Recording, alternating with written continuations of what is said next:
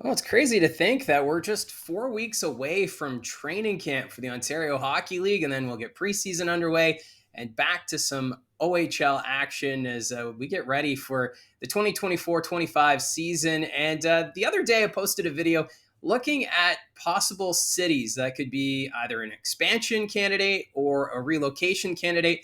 And I was blown away by the amount of people who were wanting to check out my video talking about relocation and expansion candidates. It was pretty humbling just to see how many people tuned in, all the likes, the comments. So thank you very much for tuning in. And if this is your first time checking us out, well, welcome aboard. And of course, I cover the Barrie Colts in the Ontario Hockey League on Rogers TV as the TV play-by-play voice.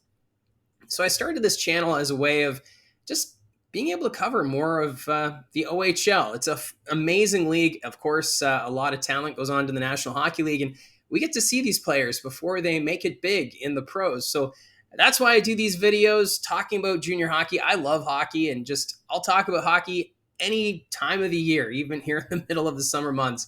But the one thing that stood out from the expansion candidates video was the amount of people who were wanting to see Thunder Bay as an expansion city in the Ontario Hockey League. So I thought, why don't I make a video about it? Let's look at the city of Thunder Bay and whether or not it would work as an OHL city in the future. Right away, though, geography is an issue. The next closest team to Thunder Bay would be Sault Ste. Marie. So I looked up Fort Williams Gardens, which would be the home rink in the city of Thunder Bay, and the GFL Memorial Gardens, the home of the Greyhounds. There's a 704-kilometer distance. And of course, that's around Lake Superior. And there's not a lot really between Thunder Bay and Sault Ste. Marie. So that'd be a long bus ride for them. And then if you look at the rest of the Canadian Hockey League, you look at some of the more remote teams like the Prince George Cougars, they'd be a comparable to Thunder Bay.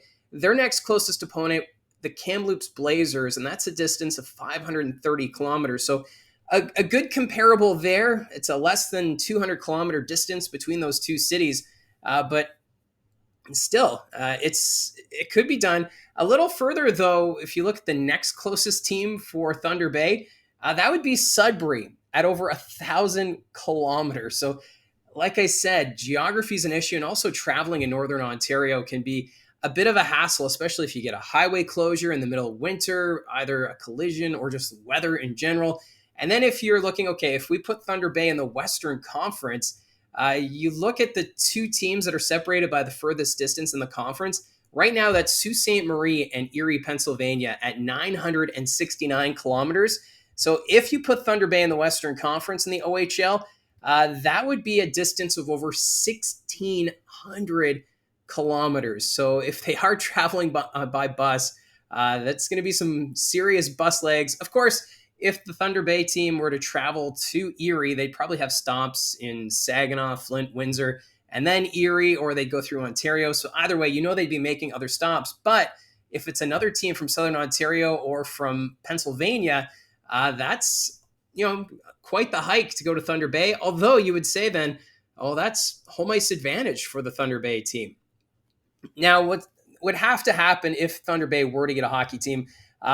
The owner would need to have deep pockets because flying would be the best option for this team. Flying down to Southern Ontario, flying to Michigan, flying to Pennsylvania, that would probably be the most ideal, but it would also be a burden because I think it would end up being a situation like the St. John's Fog Devils, who played in the Quebec Maritimes Junior Hockey League. The Fog Devils, they played out of the Mile 1 Center from 2005 until 2008.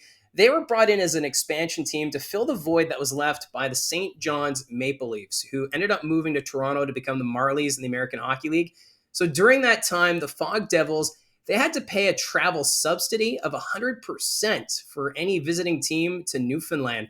So that price tag would obviously add up quickly because of you had to fly into Newfoundland or even the ferry system, which would take quite a while. So more than likely, all teams would probably fly to get to Newfoundland. But of course, that wasn't the only thing that brought the Fog Devils run to an end. They had arena lease issues and then dropping attendance, and the team was just not profitable playing out of St. John's, Newfoundland, and ended up relocating to Montreal. So with that in mind, Thunder Bay, the owner would probably have to be in a similar situation with the travel subsidy, I would imagine, covering the cost of other teams to fly to Thunder Bay. And they would also need a team-friendly lease agreement playing out of Thunder Bay. Then, if things could work out, maybe it'd be better than what we saw in St. John's, because I think the fan support would be there. When looking at population, Thunder Bay, they're 20th in Ontario with a 108,000 population base, which is more than 6 other current OHL cities. And that includes their northern cousins, Sault Ste. Marie and North Bay. So just looking at the population base, they're well suited to host an OHL franchise.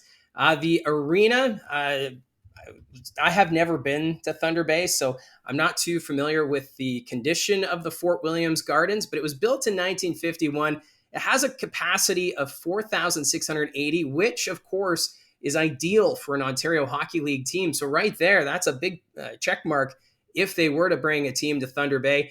And they've also hosted a Memorial Cup before. You have to go back to 1967. It was the Memorial Cup series between the Toronto Marlboros and Port Arthur Mars. So they've got some history when it comes to the Memorial Cup.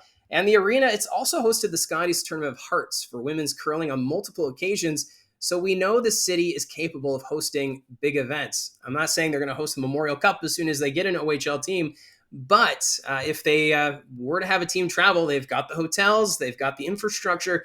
So this is a city that's capable of hosting regular season events for junior hockey. Now, there were plans to build a new arena for Thunder Bay, but those plans were shelved. And last year, the federal government announced $3 million in funding for upgrades at the rink. So there's a positive for this facility, which is a staple for the city of Thunder Bay. Now, with no junior hockey in the city, the Lakehead Thunderwolves, a huge draw in the community. They average around 3,000 fans a game, which is something you don't typically see when it comes to Canadian university hockey. A lot of these teams across the country would hope to see at least 1,000, maybe 1,500 spectators in attendance for a regular season game. But for Lakehead, they're able to draw. And you have to figure this is because of the remoteness of the city. This is the team in town. This is what everyone comes out to support. And that's kind of why I'm wondering, if you do put an OHL team in Thunder Bay, they would probably get the support. Although if the team has some lean years, kind of like what we saw with the Fog Devils in the Quebec League, if fan support drops, well, that's going to be a big burden on ownership. So this is a team that's going to want to be competitive year in and year out if they got an OHL team. But there's no doubt, I think the passion would be there in the community. So the bottom line, right now, there is no real talk about an OHL team being established in the city of Thunder Bay. But with the right ownership group and setup, I think it has the possibility to work as an OHL team, just based on what we're seeing with Lakehead, what we saw with St. John's. I know the team didn't last long, but if they had the right arena lease deal and if they were able to have the fan support, I think the Fog Devils would still be playing in St. John's, Newfoundland. Right now, the Quebec Major Junior Hockey League, they've stated that there's no interest in expanding, although St. John's has been on their radar. So remote communities, it appears as though they can work. I know we've had questions about the Prince George Cougars in the Western Hockey League. I know they've just been sold, but still, remote teams, under the right circumstances, they have the potential. But then you have to wonder, okay, if you do put a team in Thunder Bay, how does that affect the schedule? Because teams in the Eastern Conference, I'm thinking like Ottawa, Kingston, Oshawa, they only travel to the West once. But is it really worth your while to have those teams travel to Thunder Bay once a season? So do you have a setup where maybe those teams travel to Thunder Bay, play 2 games in Thunder Bay, and then go home? And then you kind of alternate every 2 years, whether or not they travel to Thunder Bay or if the Thunder Bay team would travel east. I think there'd be a lot of scheduling hurdles to overcome if you were to put a team in Thunder Bay. But I think the biggest obstacle here is geography. And if you can find the right owner, then who knows? Maybe a team could work in Thunder Bay. Let me know in the comments section down below your thoughts on a team going to Thunder Bay. I think it's a long shot that we do see an OHL team arriving in Thunder Bay, but it is something to consider. It's fun to talk about. I know these are all hypotheticals, and unless someone actually comes out and says that they seriously want to consider it, That's all this is going to be for now. So that's how I see it from the booth.